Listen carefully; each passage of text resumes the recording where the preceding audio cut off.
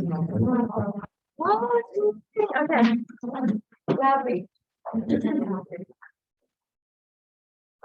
Okay, thank you, thank you. We're gonna go straight into some examples. You'll see it's very simple. I just do want us to have it in our books.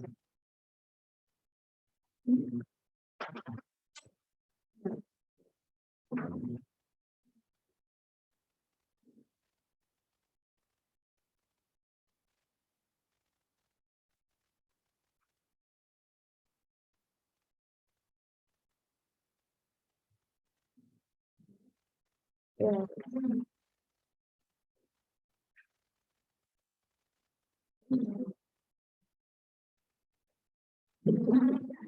That's great, thanks. I wasn't going to ask them, so that's fair.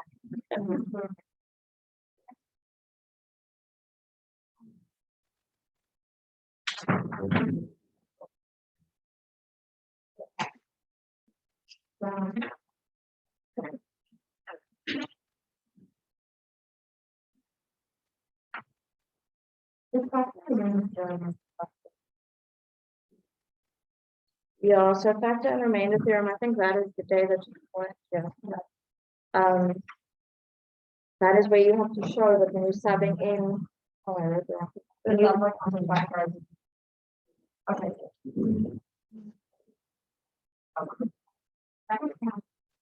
Okay, find the first, second, and third derivatives of f of x. I'm actually just going to rewrite f of x here so that we can do the derivatives underneath. But you don't have to if you don't want to.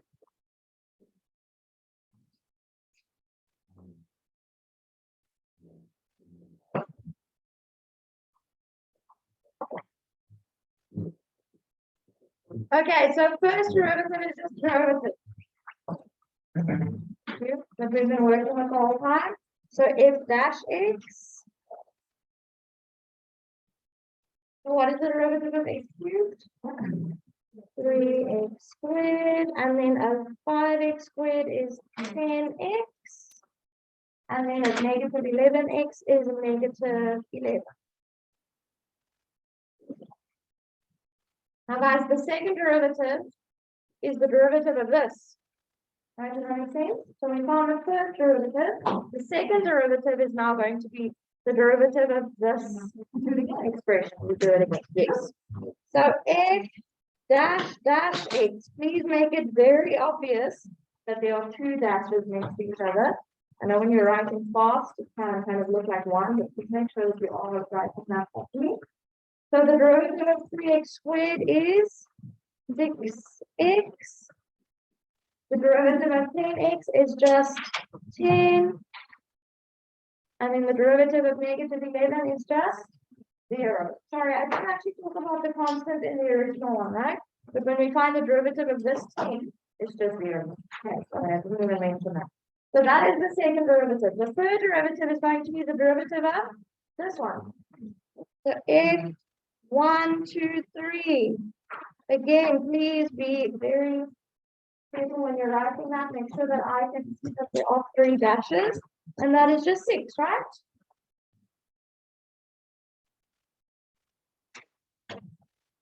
Now guys, if you were asked to go to the fourth derivative, it wasn't actually in the question, but maybe we should just write it down because the notation is a bit different. Once you get to 4 dashes, they've decided let's not do 4 dashes next to each other. They actually use a little 4 in brackets. So the fourth derivative and up, you're going to use the numbers. So it will look like this. It's going to be f and then a little 4 there in brackets as the exponent, and then the x.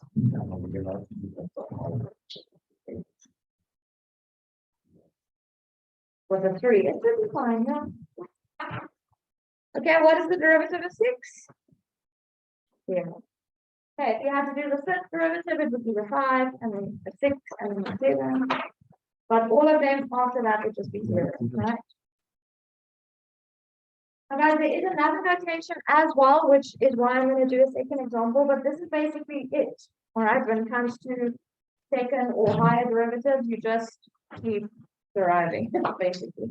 Okay, so example 2, I'm just doing so that we can see the other notation. So,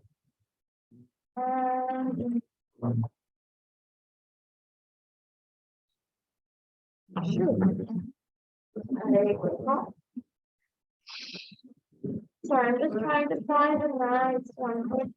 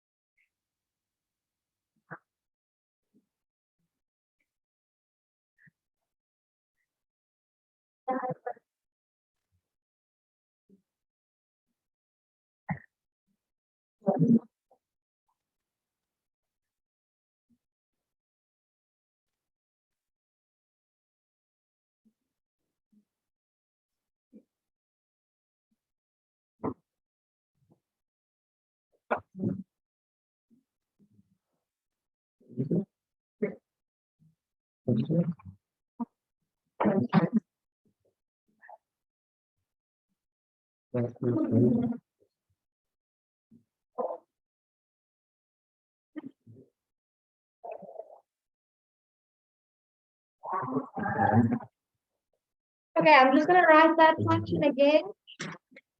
Y equals 2x to the 4 plus 3x cubed minus 6x squared plus 1. So guys, I know we can use a y dash for this, but I just want to show you the other notation because they might use that notation in the equation. Right, the dy over dx. I think you guys don't really like that notation. So you need to be able to recognize it at least if they ask. So if we have y is this, then the derivative is always dy over dx, right? Dx, because that is the variable in the function. If they use like a's or something in the function, you would have to say dA at the bottom. Okay, so the derivative of 2x to the 4 is going to be 8x cubed. Do you agree? Plus 9x squared minus 12x. And now the second derivative is d squared y.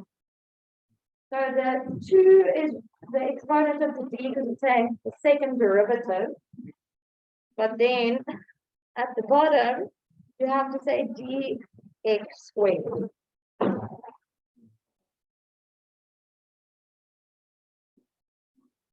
But guys, you don't have to use this notation if it's not given specifically. So if they're asking you to use this notation, they'll use this in the question. Okay, so you won't have to remember exactly where the exponent goes. You just need to be able to see if the question is mentioning that, you need to know, oh, that means the second derivative. Okay, they might not write it in words that I have, they might use the actual symbol. They might just say, find d squared y over dx squared. Okay, and then you just copy that. You need to know that it's the second derivative. So what's 8 times 3? 24, hey? X squared plus 18x minus 12. And then the third derivative is going to be the same thing, but just with the 3, obviously. So d cubed y over dx cubed. And that is going to be 48x plus 18. And you would just carry on writing the numbers. So if they ask for the fourth, it would be d to the 4y over dx. Okay, guys, you're just going to practice a whole bunch of calculus stuff now, all mixed together. So it is from the Check Your Skills exercise. So it's exercise 8.9. And I think a very nice 8. Bye.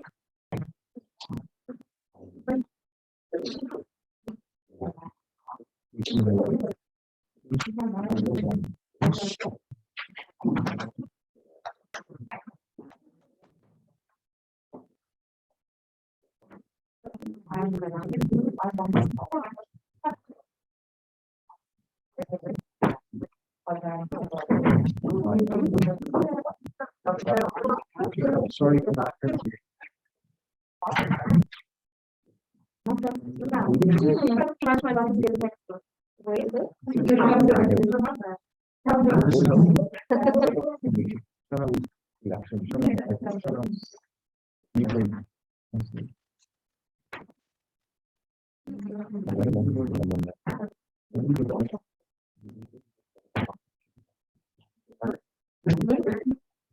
Okay, there we go.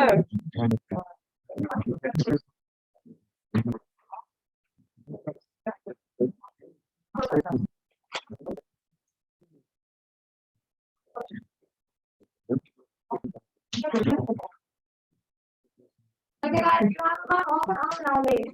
This is my last. Number 4 is using the derivative rules. It's similar to, I think it was number 5 or 6 or whatever in that exercise that we did, where it's just a whole bunch of surds and exponents and fractions and multiplying our brackets, all that stuff. Then number 5, BMC offers principal questions, and number 7 is a tangent.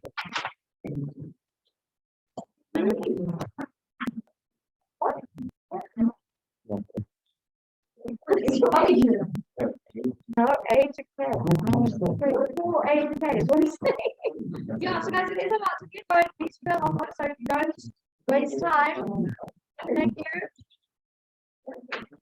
Let's keep going. Please, I'll put number 4 and 5. I think we'll click on the board.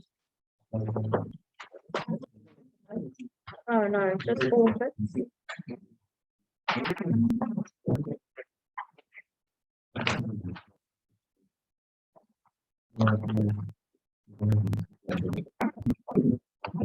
Okay, get going, guys, please.